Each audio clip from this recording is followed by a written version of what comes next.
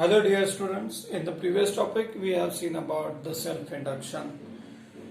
Now in today's lecture we are going to discuss about how the self-induction can be take place in the solenoid, and in the second case we are going to discuss about the mutual induction. So what is the self-induction? If the current flowing through the coil changes, then it produces the change in magnetic field due to change in magnetic field across the same coil, which produces the induced EMF or induced into EMF into the coil. So how the self-induction can be possible by using the solenoid? Now what is the solenoid? If the insulating copper wire wrapped into a shape of cylinder. If you consider any insulating copper wire,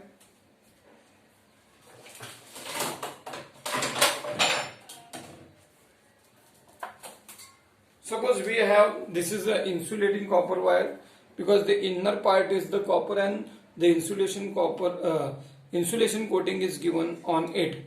If you wrap this wire into a shape of a cylinder, then it is called as a solenoid. So here we have considered one solenoid coil. So the insulation coating or n number of turns are given. Now this solenoid is connected to the battery. So this is a solenoid coil which is having n number of turns.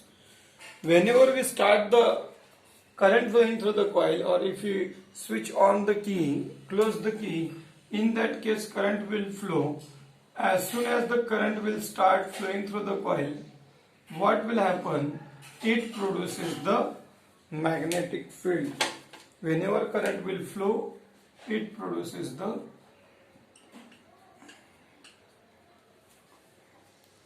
magnetic field across the solenoid coil.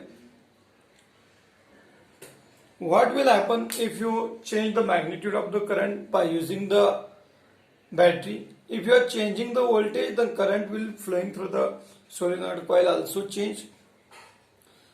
Due to change in current, the magnetic field which is produced across the solenoid coil also change.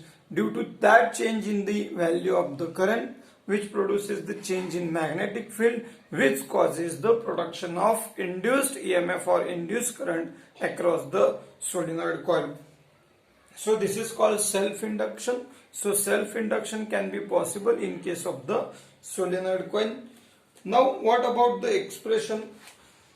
In this case we can write the magnetic flux across the solenoid coil is directly proportional to current flowing through the coil. If the change in current is maximum, then it produces the maximum change in magnetic flux, which produces maximum induced EMF.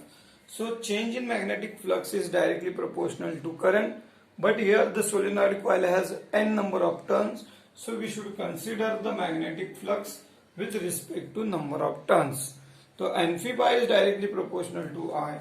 If we remove the proportionality sign, then we can consider the constant. The constant in this case is capital L. Capital L is called self-inductance or coefficient of self-induction. So how can you write the equation for L? It is n phi phi b by I. This is we consider as equation number 1. Now in this equation we are going to discuss about some values of these n and phi. How the value of n is depend, the magnitude of the number of turns we can write as a NL.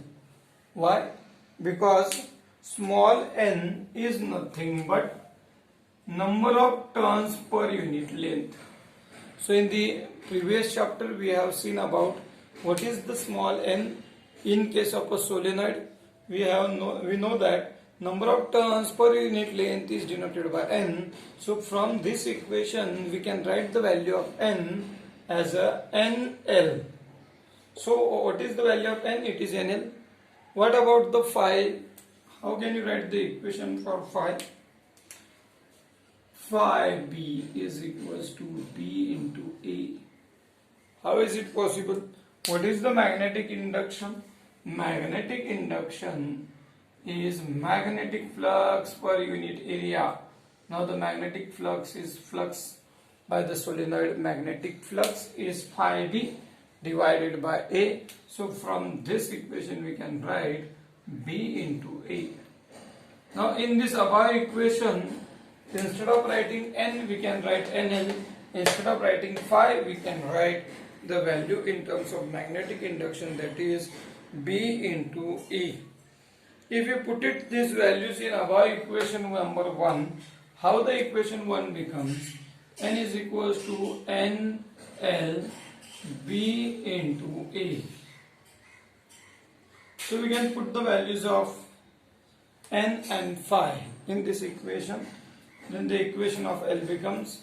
Now again, what is the value of B? What is the magnetic induction along the solenoid? The magnetic induction along the solenoid is given by the formula mu naught Ni, or we can write mu naught Ni. So put the value of magnetic induction in above equation of self-inductance. How we can write it? We can write as a NL. Okay. What about B? Mu naught Ni into A. Mu naught Ni into A divided by I. So I will be cancelled. Now mu naught. What about N into N becomes N square L into A. This is the equation which becomes mu naught N square L into A. But what is length into area? Length into area is nothing but the volume. Suppose if you send it the L to the left side, send the L which is multiplied to the right side. If you are sending to the left, it will be divided. So self-inductance per unit length. How we can write the equation for self-inductance per unit length? It is mu naught N square A. So from this equation we can conclude that now again we can write the value of area. How we can write the value of area? Now tell me, what is the area of the area of the wire? So there is a wire, area of the circle. What is the formula? The formula for area is pi r square. So r is the radius. How can you write the value of r in terms of diameter? So diameter we can write I. What is the radius? It is nothing but diameter by 2. Radius is nothing but half of the diameter square. So we can write pi d square by 4. So put the value of area here. What will happen? It becomes inductance per unit length is given by mu naught N square. What is A? Pi d square by 4. Pi d square by 4.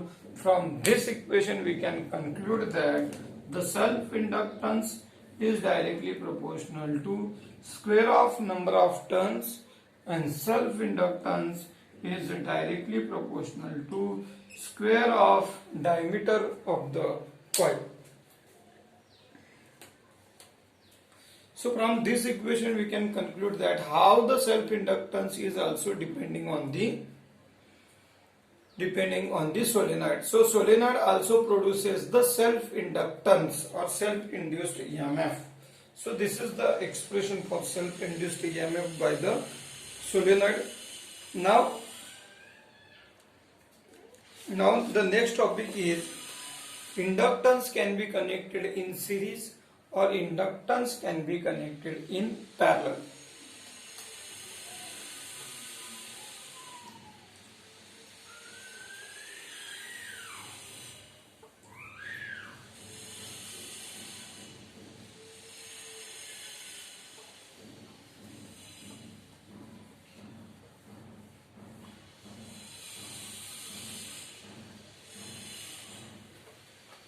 Okay, how we can connect the inductance? So they are also opposition to the flow of current. They are like a resistance. How we can connect the inductance into we can connect the inductance into different manners. Either you can connect them in series. So when you can call the inductance are connected in series, when they are connected one after one. So it is analogous to the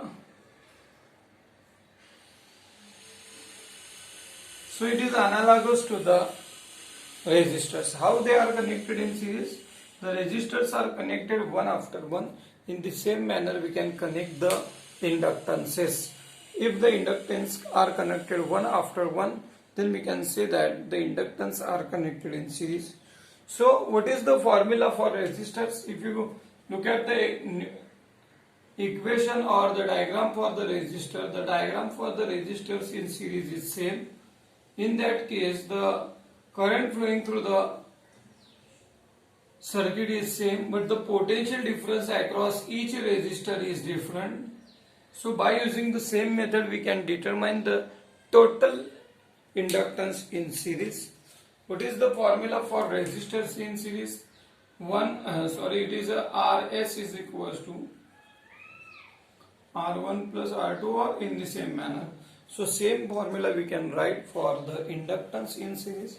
The resultant inductance is given by L1 plus L2 in the same manner. So this is the formula for inductance in series. So we can connect the inductance in series by connecting them one after one. Now how they are connected in parallel? When you can call they are connected in parallel? So in the same manner like a resistors, we can connect them in a parallel.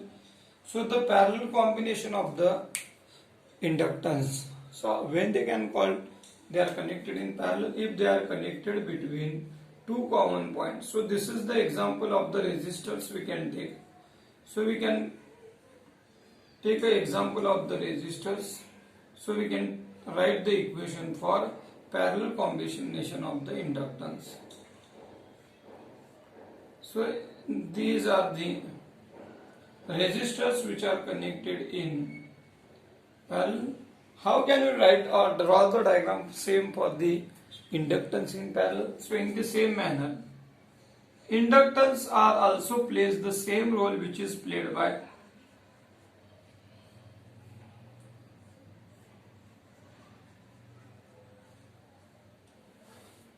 so they are connected in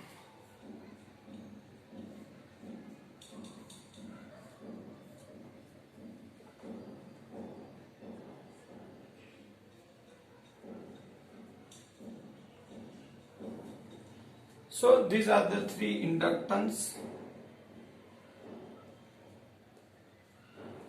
When the inductance are said to be connected in parallel, if they are connected between two common points. So there are two common points A and B, then the inductors are connected in parallel. So the current across each inductance is different, while the potential difference across each inductance is same.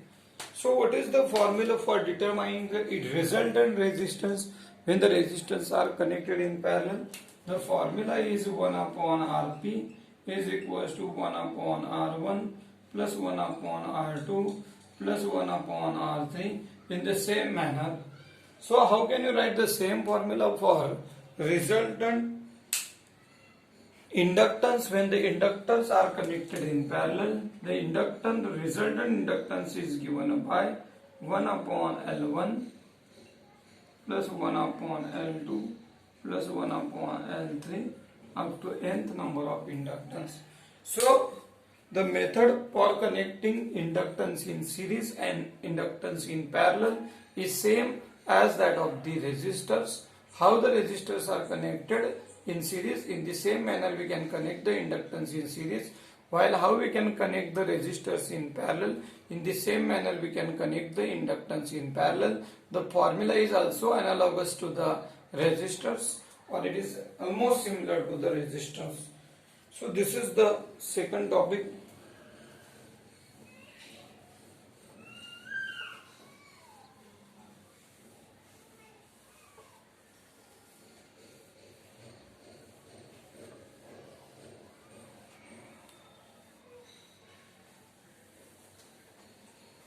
Okay, now the next topic is mutual induction. One of the important topic.